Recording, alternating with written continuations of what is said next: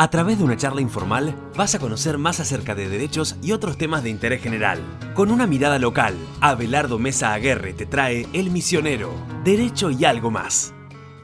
Estamos con Marcos Chigal. Él es abogado, trabaja en el Juzgado Federal, es especialista en Derecho Penal, pero además, de un tiempo para acá, se ha especializado en el abordaje de la política del consumo de drogas. Y bueno, ese es justamente el tema que vamos a tratar con Marcos. ¿Qué haces, Marquitos? ¿Todo bien? ¿Cómo va? Ave, ¿todo bien? Bien, de ¿Tanto lujo, tiempo? de lujo. Sí, de la época de la facultad que no nos vemos prácticamente. Sí. Un La par de verdad, años. Un placer. Sí, y un placer encontrarnos en este espacio. Oh. Muy lindo, por cierto. Bueno, muchas gracias. Marcos, el consumo de drogas no es recomendable, eso no hay discusión. Ahora, lo que podemos observar es que el trato según la droga es distinto. Si nos vamos a un país como Holanda, por ejemplo, en Ámsterdam vamos a ver que hay gente consumiendo marihuana, pero no puede salir con su latita de cerveza a la calle. Es decir, que no es que nuestro sistema es el único. ¿Qué criterios se adopta para determinar qué droga es perseguible penalmente y qué droga no? Bueno, primeramente quiero hacer una salvedad a lo que decís al comienzo de que por ahí consumir droga no es bueno. Depende.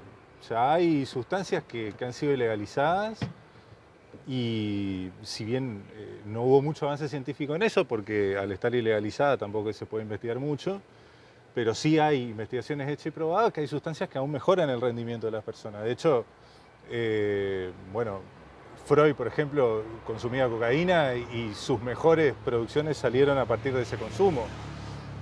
Y así podrían haber otros ejemplos en relación a ese tipo de consumo. Si nos vamos al mundo del rock, ni hablar con los psicodélicos y los Beatles en su momento cuando empezaron a consumir eso entre los 60 y pico, que largaron su mejor producción musical. Es decir, esto de decir de que el consumo de determinada sustancia no es bueno es un sesgo del prohibicionismo, que es el sistema que nos rige, que es el sistema que lamentablemente está en vigencia hoy por hoy en nuestro país y en tantos otros países del mundo. Y me preguntabas recién sobre los criterios que hay para... No existen. No existe un criterio científico basado con evidencia para decir, bueno, esta sustancia la prohíbo y esta no, o esta sustancia la controlo más y esta no. En realidad lo que existió en su momento es la asociación del consumo de determinadas sustancias hacia determinado sector de la sociedad y los gobiernos que querían controlar ese sector de la sociedad. Por ejemplo, bueno, no vamos a descubrir nada nuevo con decir que Estados Unidos es el país más prohibicionista del mundo, a pesar de que hoy está dejando un poco de lado eso, lo cual está bueno, pero en su momento, hace 100 años, era el país más prohibicionista del mundo y fue quien instauró, a partir de su política interna, ese prohibicionismo que después lo llevó a los sistemas internacionales, la ONU por el caso de las sustancias. Pero volviendo al tema de por qué se prohíbe, no existe un criterio científico con evidencia y con basamento científico, es decir, esto lo controlo, esto no, esto se prohíbe, esto no. Lo que existe era se fue utilizado como herramienta de control. En Estados Unidos el consumo de marihuana estaba muy asociado a los latinos, la comunidad china mayor fuera de China está en Estados Unidos y esa comunidad es muy mundialmente conocida por el consumo de opio y demás, y los negros con la cocaína, por ejemplo. Entonces, para controlar esos sectores sociales que se, digamos, diferenciaban un poco del norteamericano común y ejemplo y modelo, ese flaquito, rubiecito, de ojos claros, blanco, protestante, heterosexual. Sí, esa misma cosa. Imagínate, hace 100 años, bueno, era el modelo que se quería instaurar dentro de la sociedad y como que decían, bueno, el consumo de esta sustancia hace que este sector de la sociedad se comporte de determinada manera y lo utilizaban como herramienta de control. Y se comportaban así por el consumo de esa sustancia específica. Y ese fue el criterio para prohibir sustancias, no otro. En Argentina tenemos una ley de estupefacientes que es bastante viejita, ya tiene 34 años, si no me equivoco. Sí. Está grande, bueno, se lo digo porque sé. ¿Qué concepción tiene de los estupefacientes? ¿Sí? Y en general, ¿qué características tiene esta ley?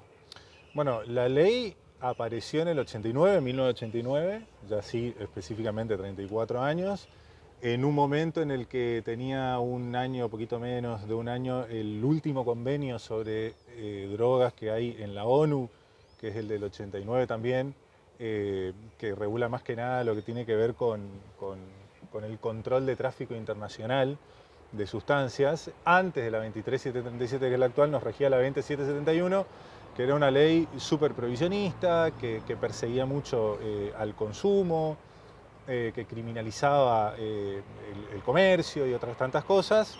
Y se nos pintó a la ley nueva que salía en función de ese nuevo convenio que se había firmado con mucha presión de Estados Unidos. Aparte, en ese momento, fines de los 80, principios de los 90, había una relación internacional del país con Estados Unidos que era casi carnal, por decirlo de alguna manera. Entonces, según lo ha dicho el propio Carlos. Exactamente. Bueno, entonces un poco siguiendo esa concepción es que se sanciona esta ley, que se nos vendió como que uno va a leer los fundamentos en el debate, por ejemplo, de las cámaras y encuentra cosas realmente muy raras, que son cosas que en ese momento eran muy específicas, como si perseguimos el consumo, bueno, la gente no va a dejar de consumir, vamos a reducir la sustancia en la calle, entonces la gente no va a poder tener a dónde ir a comprar. Mentiras, todas cosas que en verdad eran concepciones de ese momento que se utilizaron para poder sancionar la ley, que no modificó mucho la situación de lo que se venía dando en ese momento, y con una concepción de lo que es la sustancia, el estupefaciente en sí, si bien ese concepto no se modificó, porque sigue teniendo el mismo concepto de cualquier sustancia que pueda producir cierto cambio o alteración físico-psíquica, más que esté incorporada en una lista que elabora el Poder Ejecutivo, pero con un sesgo muy criminalístico, o sea, muy de perseguir penalmente. Una cosa es que uno tenga la posibilidad de regular y controlar determinadas sustancias, pero otra cosa es que cuando no lo hace, o las personas que no lo hacen, las persigan penalmente, que es lo que se buscaba con la ley de drogas.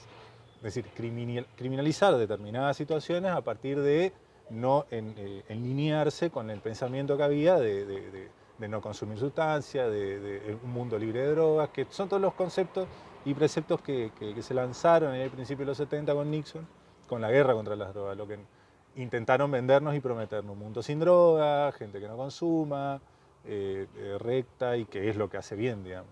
Entonces ese sesgo muy paternalista desde ese lugar, pero con la consecuencia de la criminalización, porque se puede ser paternalista pero sin criminalizar, pero acá se le agregó la criminalización, que es el brazo armado del prohibicionismo, digamos. Sin eso es imposible que avance, o es imposible que avanzara el prohibicionismo, digamos. Sos parte de una asociación, tu remera lo dice, Reset, Política y Derechos Humanos. Contanos un poquito en qué consiste esta asociación, qué hacen. Bueno, la organización ya tiene 5 años, es una organización que está sentada ya hoy en el país, por suerte, tiene representación en la gran mayoría de las provincias. A partir de las últimas elecciones que hubo en la comisión directiva, me toca formar parte de esa comisión directiva, soy vocal de Reset hoy por hoy. Reset es una organización que nace a partir de que se confluyen una determinada cantidad de personas que intentan abordar la cuestión de las políticas de drogas desde una visión mucho más humanitaria, respetando los derechos de las personas de consumir sustancias y que no sean criminalizadas. Y lo importante y lo principal que veo desde la organización es que el abordaje que le damos a la cuestión, esto que hablábamos recién, de un punto de vista interdisciplinario, multidisciplinario, o sea, no solamente desde la cuestión legal, si bien es lo principal, porque bueno, la sociedad se rige por las normas y en ese sentido se enmarca la conducta de las personas, pero sí intentando dar un abordaje diferente a lo penal, digamos. En Reset vas a encontrar gente que se dedica a la psicología, trabajo social, psiquiatría y demás, intentando dar un abordaje desde interdisciplinario, desde diferentes lugares para poder captar mejor la problemática, porque entendemos de que es lo que mejor se puede hacer. Esta es una problemática que es compleja, que va mucho más allá de una cuestión penal y que tiene que ser abordada desde diferentes lugares.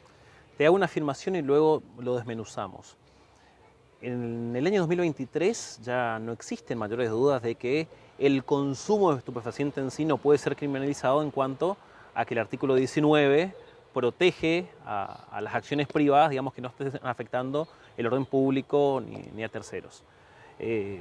Sin embargo, la ley de estupefacientes continúa criminalizándolo, es decir, jamás se derogó ese artículo. ¿Cómo compatibilizan en la actualidad, desde el fuero federal, a esas dos realidades. Una Constitución Nacional, que yo creo que al día de hoy no admite discusión, corregime si me equivoco, y una ley penal que sigue vigente, ¿sí? Recordemos que las declaraciones de inconstitucionalidad en nuestro país son para los casos concretos. Entonces, ¿cómo compatibilizan esas dos realidades? Bueno, como bien decís, desde el 2009 para acá, que es el último precedente que tenemos de nuestra Corte, que falló en el caso Arriola, que es conocido por todos y todas, digamos, el fallo es bastante conocido. Contanos, mucha gente por ahí no lo conoce.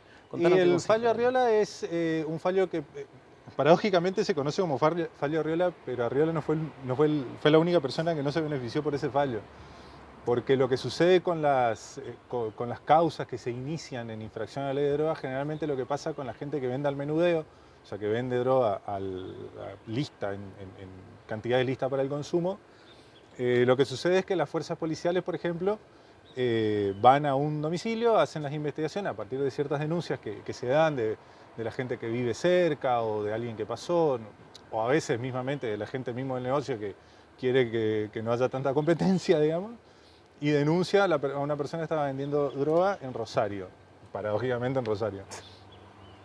Y bueno, la policía que hace, esto pasa en todo el país, se monta en el lugar una vigilancia, empieza a filmar, sacar fotos, como hace 14 años era solo sacar fotos y poca filmación, porque bueno, no hay la tecnología que hay ahora, no había en ese momento. Entonces, bueno, eran fotos, vecinos y planillas de movimiento, y eso pasa actualmente también. Y bueno, van a la casa a partir de una orden judicial y ingresan al domicilio y secuestran lo que había en ese momento y ya detienen a la persona que vendía, que en este caso era Arriola, Sebastián. Arriola era el vendedor. Con Arriola había gente que compraba droga.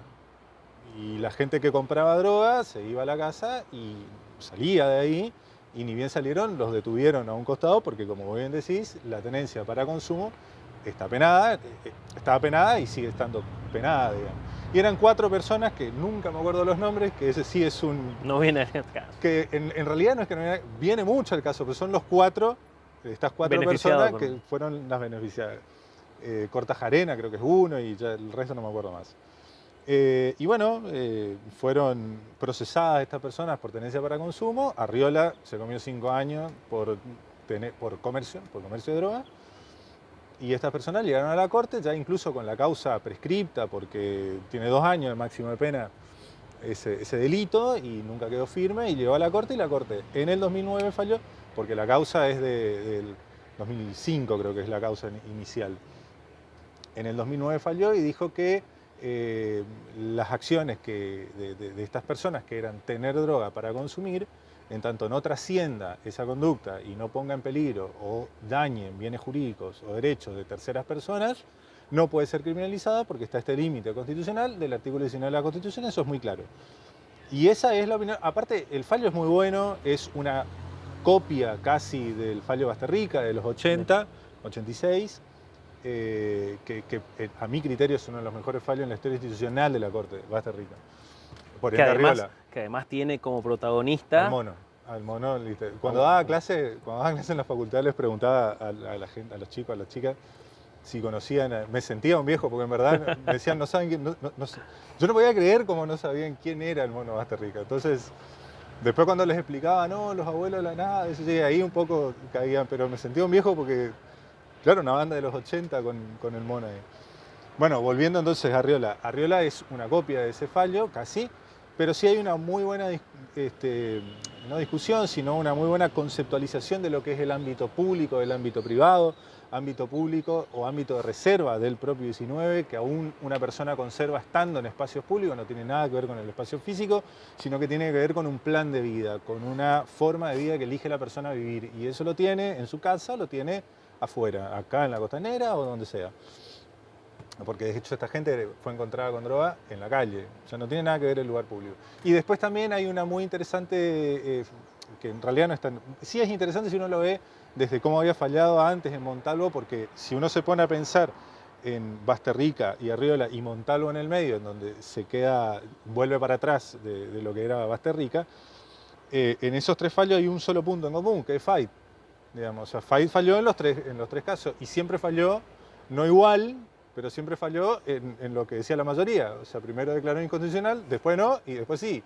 Entonces, ¿cómo hace él para desdecirse de lo que había hecho Montalvo? Está súper interesante, porque él dice, porque Montalvo había dicho que en realidad el hecho de perseguir el consumo era una herramienta para frenarlo, y acá se desdice de eso, con toda una realidad que le pasó por encima en función de que siempre se persiguió el consumo y nunca bajó.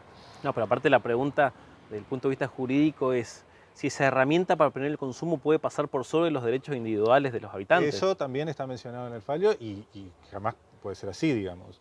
Pero volviendo a esta pregunta inicial que habías hecho de cómo estamos, esa es la situación, es una opinión de la Corte que es acatada por los tribunales inferiores. Si no tenemos el control difuso de constitucionalidad en nuestro sistema que hace que los jueces puedan apartarse de ese fallo en el caso de que consideren que la situación fáctica no se condice, pero es muy difícil pensar en una tenencia de drogas que trascienda hacia terceros. Realmente es muy complejo, uno se pone a hacer un esfuerzo mental y es verdaderamente imposible. Y de hecho, de Arriola para acá, no han habido condenas por tenencia para consumo, salvo algunos casos de tenencia en cárceles, que ese criterio fue cambiando. Ya después vamos para ese lado. Bueno, entonces vamos a retomarlo después. Pero muy poquitos, y fuera de ese ámbito es muy difícil encontrar una cosa. Los tribunales inferiores acatan esa decisión y el avance que está faltando es el legislativo. Yo hoy por hoy considero que es una deuda absoluta de la democracia en dar una reforma constitucional, legal, digamos, acatando lo que ya la Corte dijo en Arriola, y por lo menos despenalizar conducta vinculada al consumo. Ya acá dejamos de lado cualquier sustancia, es tener cualquier sustancia ilegalizada para consumir. Es una deuda absoluta de la democracia actual, digamos. Y no es que no se haya avanzado, si uno ve, justamente de Reset hemos hecho un estudio sobre los proyectos de ley presentados desde Arriola para acá, que de alguna manera buscaban un abordaje diferente. Y no hay menos de 30 proyectos presentados desde Arriola para acá, desde la diferente bancada política, o sea que no es que es una opinión política, es una opinión de la gran mayoría del Congreso, a pesar de haber modificado su estructura un montón de veces en todo este tiempo. Y todos, palabras más, palabras menos, abordajes mayores, abordajes menores, pero todos coinciden en que tiene que despenalizarse las conductas vinculadas al consumo. Volviendo a la pregunta inicial, es una decisión política. No pasa por otro lado, es sentarse, un consenso político, ponerlo sobre la mesa, porque de hecho aparentemente lo hay, si uno ve esos proyectos de ley, y tomar la decisión de hacerlo, es lo único. No es tan infrecuente ver que a un grupo de jóvenes, porque generalmente son chicos jóvenes, por ahí se los detenga en un contexto en el cual están fumando marihuana o consumiendo estupefaciente que fuere. Llegan esos casos al juzgado federal. ¿Cuál es el procedimiento que sigue en ese momento a partir de que llegan y ustedes dicen, otra más? Sí. Primero que esa es la actitud constante, porque es el mayor porcentaje de causas penales iniciadas por infracción a la ley de droga, es por esta cuestión. No es por perseguir grandes bandas narcotraficantes, el comercio internacional, tráfico, si bien hay 2 o 3 causas, pero la mayoría es esto, y la venta al menudeo. Las fuerzas policiales siguen actuando porque la conducta sigue siendo un delito. Es decir, como está tipificado como delito, si la policía no avanza, tiene un problema el policía que no instruye ese tipo de sumarios, porque la conducta sigue siendo un delito. Y las policías tienen instrucciones de prevenir eso. Entonces, una vez que la causa llega al juzgado, sigue en el caso, vamos a tomar como caso la provincia de Misiones, que es una provincia que no está desfederalizada, es decir, que no derivó esos delitos menores, la ley de droga, a la justicia ordinaria. Hay provincias como Buenos Aires, Córdoba, que sí lo hizo, y otras más, Chaco creo que también, y esos delitos menores llegan a la justicia ordinaria no federal. Y ahí se modifica según, ¿qué pasa? Según el sistema procesal que tengan. Nosotros, como tenemos un sistema mixto, todavía seguimos en la era del ñaupa, ya decirle.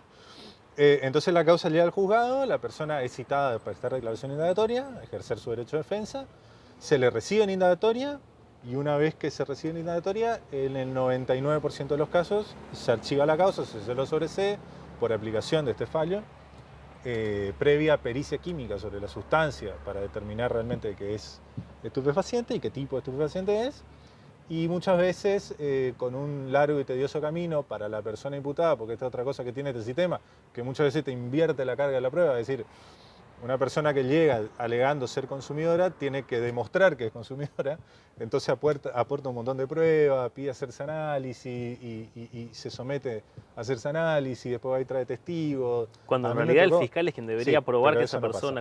Eso no pasa. O el juez, en este sistema, En donde el tiene sistema inquisitivo, claro, digámoslo. donde tiene la dirección del proceso.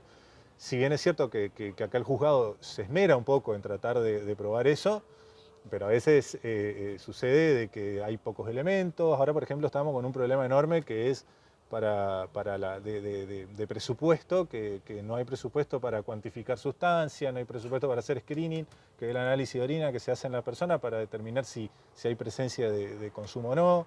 Un análisis de sangre saldría muchísimo más caro. Es decir, nos encontramos con falta de presupuesto. Es muy particular lo que pasa, porque hay falta de presupuesto en eso, pero a su vez gastamos un dineral persiguiendo a esta gente que en realidad la causa le dura 2 o 3 meses y termina archivada.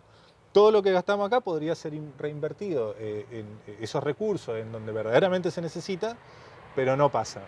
Entonces, una vez que está probado el consumo y la cantidad, porque ese es el grave problema que hay, determinada que esa cantidad es ínfima en relación a lo que establece la ley, bueno, la causa se archiva y termina en nada. Es un delito de peligro abstracto. Sí. Brevemente, ¿qué es eso de delito de peligro abstracto? Bueno, como se sabe, esta ciencia penal bastante moderna, que también es parte de una sociedad que reclama mayores penas, mayor criminalización, que es como que yo a veces digo que piensan que el derecho penal les va a solucionar la vida y en realidad lo que menos hace es solucionar la vida, y cuanto más lo estudio, más me doy cuenta que no sirve para nada en ese punto. No da soluciones, da respuesta a un problema que ya está. Lo que tenemos que tratar de buscar es soluciones para que el problema no se presente. Pero aparte tenemos una sociedad que cree que si aumentan las penas se va a solucionar el problema. Bueno, sí, eso es peor aún, porque el aumento de penas hace que se llenen las cárceles y todo el problema carcelario que tenemos. Pero volviendo al tema de los delitos de peligro abstracto, quiere decir que tradicionalmente siempre se consideró al derecho penal de mínima intervención, interviniendo, a la redundancia, solamente cuando hay un daño producido. Pero a partir de estas nuevas concepciones empieza a anticipar su intervención a partir de conductas que no son dañosas en el sentido estricto de causar un daño, sino que como tienen una ínfima relación con los bienes jurídicos que se protegen del derecho penal, entonces ponen en peligro y ya el derecho penal interviene. Porque te dice, bueno, es muy peligroso que vos estés llevando conductas que pongan en peligro estos bienes jurídicos, entonces ya intervengo, te dicen. Si ese peligro está concreto, o sea, es decir, es un peligro específico que se va a concretar a través de un acto particular, el delito es de peligro concreto. Y si no tenemos idea de cuál puede ser el peligro, puede ser cualquiera, pero es peligroso, es un peligro absolutamente abstracto que no lo podemos concretar, bueno, ese es el del peligro abstracto, digamos. Entonces hay una conjetura de que el que consume supuestamente va a generar, pero al bien jurídico que protege, que es la salud pública, sí. Lo cual es absolutamente impensado, y sobre todo, por ejemplo, con el cannabis, que tanto se ha avanzado en la investigación y todo el bienestar que genera a la salud de las personas a partir de toda esta nueva regulación que hay. Imposible de que consumir cannabis podría poner en peligro. Y lo que nos estamos perdiendo a partir de tener, esto ya entre paréntesis, pero a partir de tener prohibidas las sustancias, los psicodélicos, por ejemplo, LSD, MDMA, tiene una cantidad de propiedades medicinales y que podrían servir para tratar un montón de patologías, sobre todo desde lo psíquico. Que de hecho pueblos ancestrales ya lo hacían. Sí, sin duda. Bueno, ni vamos a hablar de psicodélicos que no pasan por un proceso químico, caso ayahuasca, caso peyote, que son sustancias que se encuentran en las plantas y que determinadas sociedades ancestrales ya lo hacían. Pero nos estamos perdiendo un montón de privilegios que nos podrían dar esas sustancias por tenerlas prohibidas y no avanzar en investigar a ver esas propiedades científicas que tiene. Digamos. Si bien lo tocamos así al pasar, me gustaría que profundice un poco en el principio de reserva. Ese artículo 19 de la Constitución Nacional que para mí en lo personal, si bien el 18 es importante, el 16 es importante, el 19 es el paraguas protector más grande que tenemos, sí.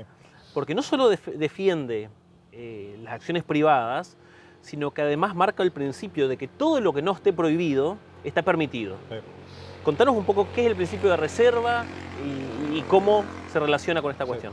El principio de reserva siempre lo hemos visto, y más desde mi lugar, siendo penalista y qué sé yo, pero porque se ve mucho en ramas de derecho público, como el derecho penal, en donde se mete mucho, bueno, hablábamos recién de lo del delito de peligro abstracto, donde se mete mucho en la vida de las personas, adelantando incluso su intervención, como decíamos recién.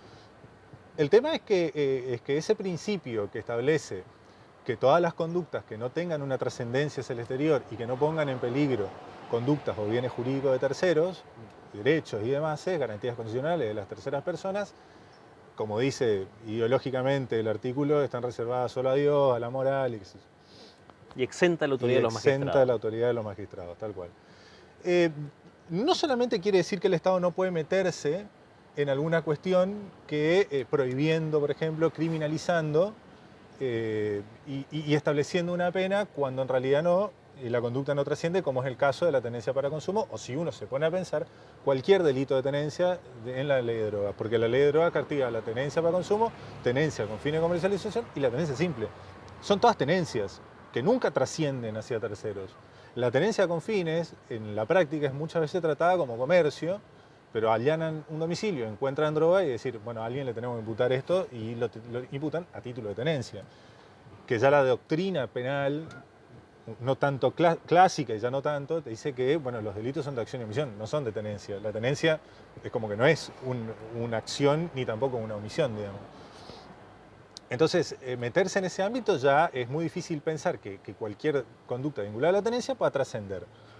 Entonces, el principio de reserva sí me sirve, o debería servir como límite para que el Estado no se meta ahí, pero tampoco se tiene que meter en algunas conductas que uno las hace y que no son susceptibles de una criminalización, que por ejemplo es lo que pasó en el último caso de la Corte que falló en Macame, en la causa, la acción de amparo que siguieron un grupo de madres para que les dejen cultivar.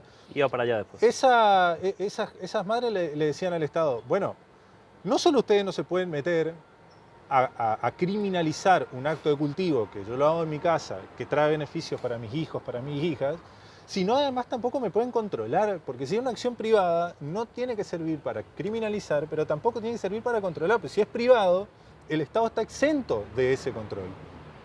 Pero aparte, es un tanto extrema la postura, pero si te pones la a pensar, Corte después avaló el registro, pero bueno. Si te pones a pensar, una madre que está produciendo para consumo propio, digamos, de su familia o de su hijo en particular, en este caso, de una persona enferma específicamente, no afecta a terceros, no afecta al orden público. ¿Dónde estaría? No, es en la necesidad de control que tiene el Estado sobre determinadas cuestiones que un poco trascienden, lo que dice la Corte ahí es un poco trascienden porque en realidad no son las madres, sino son sus hijos, sus hijas, y ahí es como que hay una... Ven a la criatura como un ente que camina solo por la vida y que camina sola ahí, que se mueve por la vida, en realidad es parte de un núcleo familiar, digamos, su ámbito de reserva y privado está sujeto a sus padres, a sus madres, porque son quienes van guiando en ese momento de su crecimiento, y además, aún siendo grande, también forma parte de un grupo familiar que lo contiene, que está con la criatura, bueno, todo el tiempo, y bueno, está pendiente, sobre todo si tiene una patología. Pero lo que le planteaban las madres era como muy serio.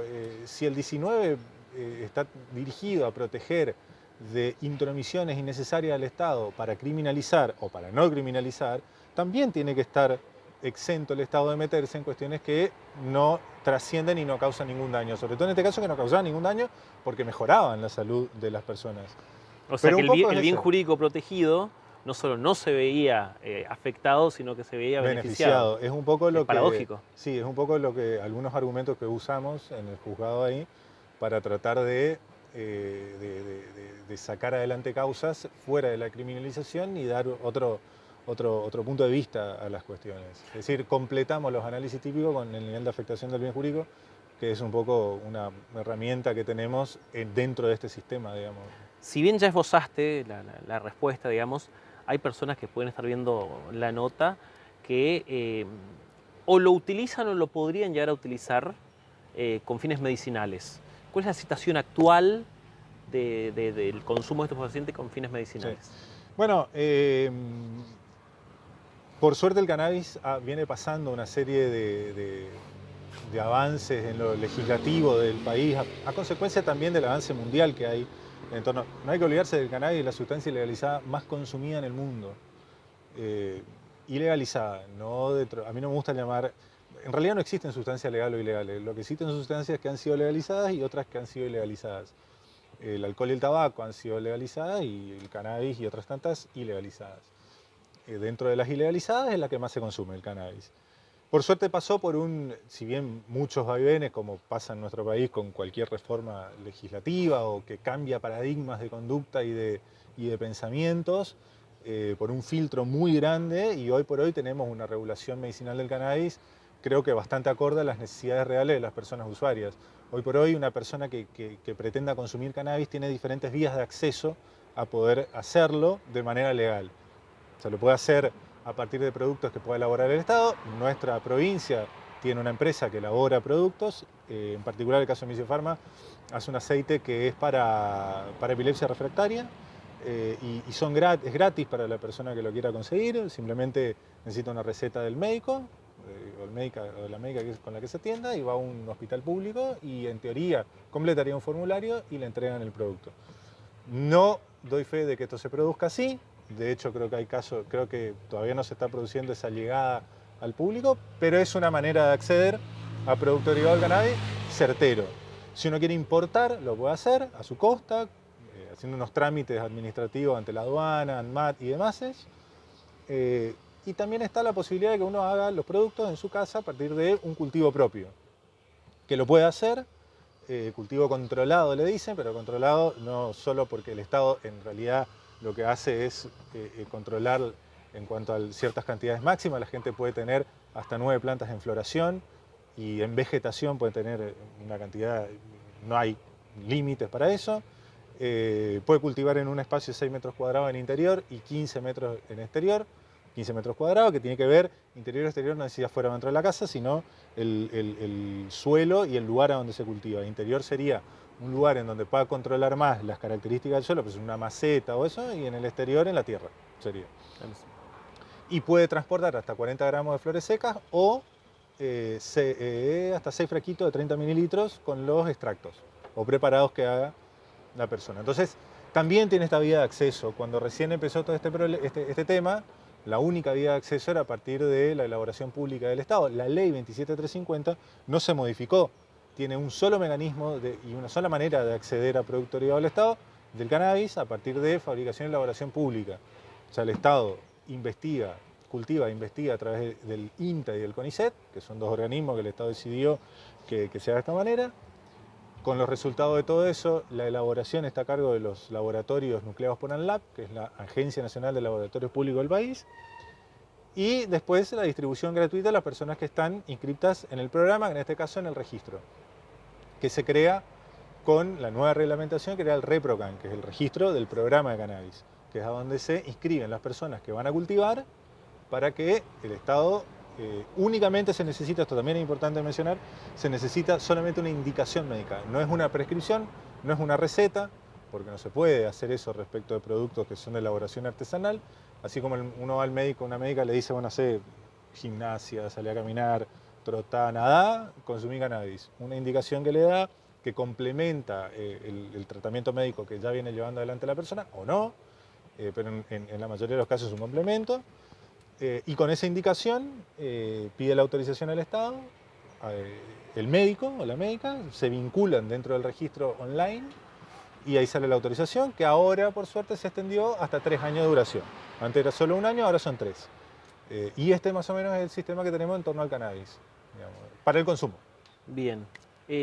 Consumo de estupefacientes y la conducción de vehículos. ¿Cómo se regula eso? A ver, con el alcohol es muy sencillo, de hecho después de la ley 0, discusión si es buena o mala aparte, es muy fácil controlar. ¿Cómo se controla el consumo de estupefacientes y la conducción de vehículos? Hay que partir de la base que, vamos a volver unos 20 minutos atrás de la charla, porque en esta cosa de abarcar un montón de cosas que el derecho penal no debería abarcar, o qué sé yo, y de agravar penas y qué sé yo, bueno, se han dado una serie de, esto no hace falta ni que lo explique, pero una montonera de casos de accidente de tránsito de personas que están bajo los efectos del alcohol, más que nada, y esos casos eran captados por el delito del homicidio culposo, el 84 clásico y típico del Código Penal, que tiene una pena, creo que hasta 5 años de prisión. Claro, la gente salía como muy rápido. Esto de la puerta giratoria en cabeza de la sociedad era entra por un lado y sale por el otro. Entonces, bueno, ¿qué hacemos? Vamos a agravar las penas y vamos a bajarle un agravante al 84 y al 84 bis. Y dentro del 84 bis, que son 17 renglones de reacción de agravantes para la conducción de un vehículo, o sea, una persona que provoca el 84 bis para el homicidio culposo y el 94 bis para las lesiones culposas, dentro de la cantidad de agravantes que pone está el conducir bajo los efectos de estupefacientes. O sea que hoy una persona que está bajo los efectos de estupefacientes y que conduce y mata a una persona, tiene una pena más grave que la básica del 84 bis. Ahora, ¿qué sucede en los controles? Y así como los controles de tránsito tienen mecanismos para controlar que la persona esté dentro de los parámetros en algunos lugares exigidos o permitidos de consumo de alcohol, debería de tener reactivos y demás para saber si la persona está bajo los efectos de los estupefacientes. Ahora, si el juzgado federal no lo tiene... Sí, igual es un delito ordinario. No, sí, eso... ¿Qué podemos esperar de las municipalidades? El tema es que, ¿qué es lo que pasa en la práctica? Como hay un delito o un homicidio o una lesión, ya automáticamente interviene la justicia ordinaria acá y fiscalías en las otras provincias, menor a nuestra, que todavía no avanzamos en reformar nuestro sistema penal. Ese tema para otra entrevista, si querés lo charlamos. Pero en el caso, bueno, lo que sucede en otros países, en otras provincias, lo que hacen es inmediatamente pedir el análisis de sangre. Y si la persona no se quiere someter al análisis de sangre, buscan la orden judicial para que lo haga. Es muy discutido, hay discusiones, hay fallos en diferentes sentidos de si eso se puede hacer, si no se puede hacer, pero es lo que pasa. Y lo que debería haber acá es... ¿Para una extracción compulsiva? Sí, hay fallos judiciales. Me llama poderosamente la atención. Sí, pasa. Podemos estar a favor, porque después podemos discutir la presunción. Y todo eso, bueno. Podemos discutir la presunción luego, sí. Si se niega. Pero sucede. Hay lugares en los que sucede. De hecho, el viernes tuve clase de maestría y pasaron algunos fallos así. No, es bastante complejo el asunto. Pero las otras provincias tampoco están distantes de lo que pasa acá en cuanto a la falta de reactivo, entonces sí tienen que recurrir a la extracción de sangre. Y después está la curva, no me acuerdo cómo es que se llama la curva que se hace dentro del análisis de sangre, claro que va disminuyendo a medida que, porque el alcohol, como los estupefacientes, se va metabolizando en realidad. Una vez que pasa el tiempo, ahí el alcohol creo que son 6 horas hasta que metaboliza todo. Y con las sustancias pasa lo mismo. Las sustancias a veces es menos porque el estupefaciente, digo, a veces es menos porque como los estupefacientes que se consiguen no sabemos qué son, porque en realidad yo puedo comprar cocaína, pero no sé si es cocaína, que es un grave problema del prohibicionismo, que no tiene un control sobre lo que circula. Y por eso se producen las muertes que se producen, no por la sustancia en sí, sino por las adulteraciones de la sustancia. Si uno va, hay un libro muy lindo que se llama... Vamos con lo que decía que hay un libro muy lindo que se llama... se me fue el nombre ahora. Un libro sobre drogas, muy fácil. Un libro sobre drogas que es El gato y la caja, y lo recomiendo mucho para quien quiera empezar a leer sobre cuestiones de drogas, política de drogas. Yo recomiendo mucho ese libro porque es un libro que está escrito, si bien por científicos, en un lenguaje súper claro y hace un abordaje muy integral y muy completo sobre estas cuestiones, digamos. Y bueno, y ahí yo me fui interiorizando un poco de lo que son las sustancias, y hay sustancias que duran 2-3 horas en el organismo y hay sustancias que duran 12 horas. El viaje que uno se pega cuando consume una sustancia, digamos. Bueno, volviendo a lo anterior, el cuerpo va metabolizando y va desapareciendo.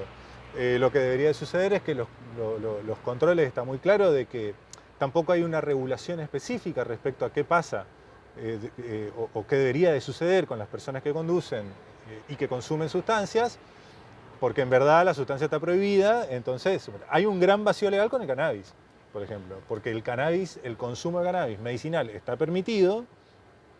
Y una persona que consume cannabis asiduamente porque es su medicina y es su paliativo para su patología y de hecho es lo que le permite conducir quizá a un montón de gente que sufre dolores pensemos en una persona con físicos, Parkinson, por una ejemplo. Sí, bueno, pero ahí ya es distinto, pero una persona que sufre fibromialgia, por ejemplo, que tiene dolores y que es eso físico, o una persona que está bajo un tratamiento de cáncer, quimioterapia y todo eso, y que usa cannabis para que no le sea tan, el impacto no sea tan fuerte. Es decir, un montón de situaciones. O una persona que solo consume para relajarse, porque está muy estresada o lo que sea que fuere.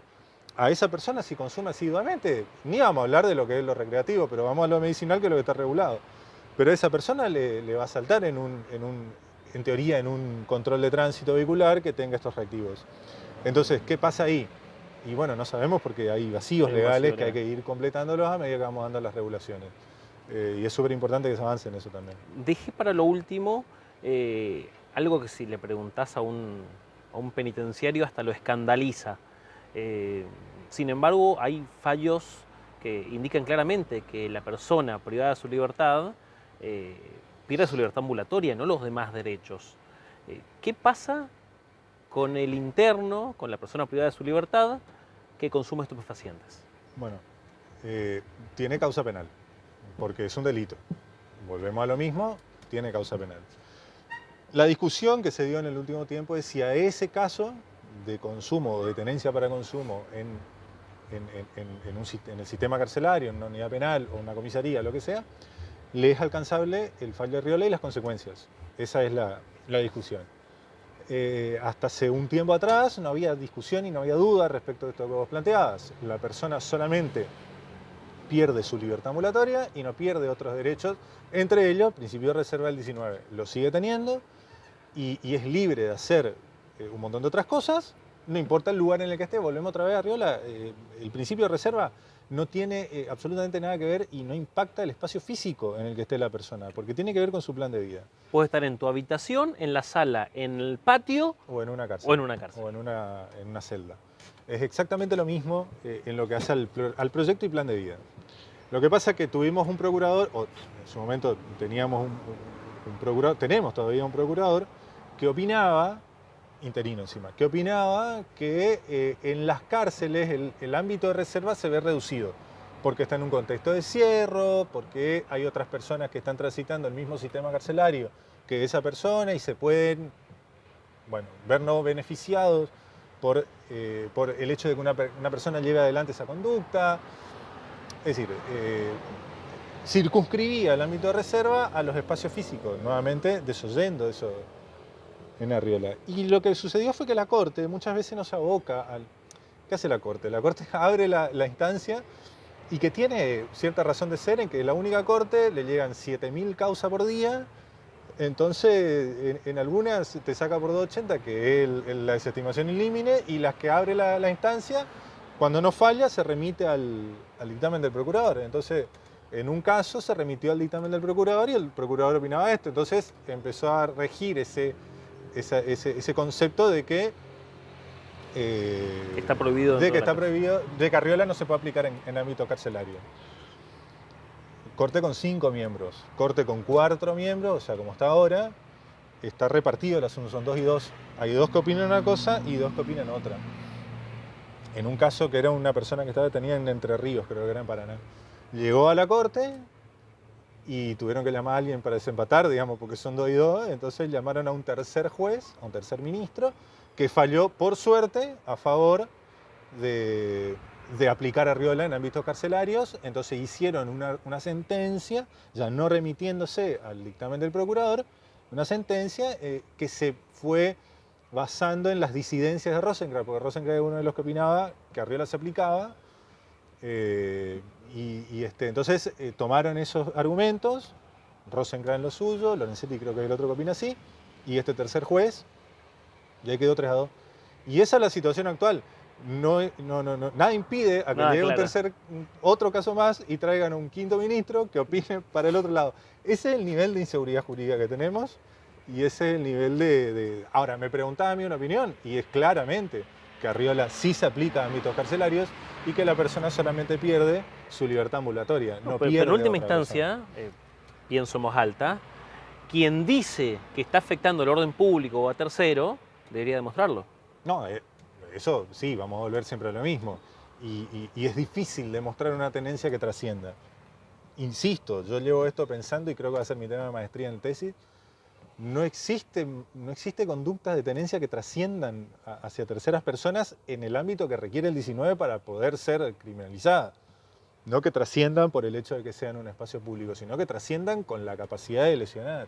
De esto también se habla mucho en Macame. Es súper interesante el debate que se dio en la audiencia pública de Macame, que está colgada en el SIG, por ejemplo, o en el sitio de la Corte. Yo recomiendo mucho, es 1 hora y pico de audiencia, muy interesante, a pesar de que hay muchos fallos, hay errores, no le dieron la posibilidad a las madres que hablen, a los amicus le dan 5 minutos, bastante raro todo, pero aún así súper enriquecedor el debate y estuvo bueno, y está bueno que la gente lo vea, porque ahí se tratan un montón de cosas en términos y lenguaje bastante coloquiales que uno puede entender sin necesidad de ser una persona que se dedica a eso. Pero sí, no corremos el riesgo. De última, la persona que está dentro del sistema carcelario está sujeta al cumplimiento de reglamentos internos. Y yo estoy seguro de que esa conducta tiene una consecuencia reglamentaria. Y con eso ya está. Si vemos por el lado de que el derecho penal es la última ratio, a lo último que tenemos que recurrir para dar solución a un conflicto, a un problema que ya se presentó, si el reglamento carcelario ya le impone una sanción por esa conducta, ¿para qué vamos a aplicarle encima del derecho penal? Que en el caso, si es una persona que está condenada y va a ser reincidente y le van a agregar más años de cumplimiento efectivo, son más los problemas que se generan con esa consecuencia que la solución que damos, digamos. Entonces, Marcos, para cerrar, si alguien se quiere comunicar o se quiere acercar a Reset, ¿cómo tiene que hacer? a Reset lo encuentran en redes sociales, Facebook, Instagram, Twitter, @Reset, Política de Drogas y Derechos Humanos, ahí estamos, ponen Reset y ya aparecen. Es simplemente mandar un mensaje, alguien va a contestar. El mensaje, ahí adentro también en las redes están las casillas de correo, hay linkeados algunas personas que pueden contactarse particularmente. A mí me encuentran en redes también con mi nombre y mi apellido, por cualquier consulta, duda. Si quieren acercarse a Reset o si quieren que evacuemos en una consulta. Yo, por ejemplo, ahora estoy coordinando junto con una compañera el área de litigio estratégico de Reset, en donde recibimos un montón de casos que tienen que ver con los fines que busca la organización, criminalización de personas por consumir, por cultivar y demás. Si alguien tiene alguna causa, podría contactarse con el área y vemos qué solución le podemos dar, alguna colaboración siempre va a estar a mano. Pero nos encuentran ahí en redes, el sitio es también en sitio web, en la red también nos encuentran y tienen 1000 maneras de acercarse a la organización. Bueno, Marcos, Muchísimas gracias. Espectacular y muy lindo programa. Gracias.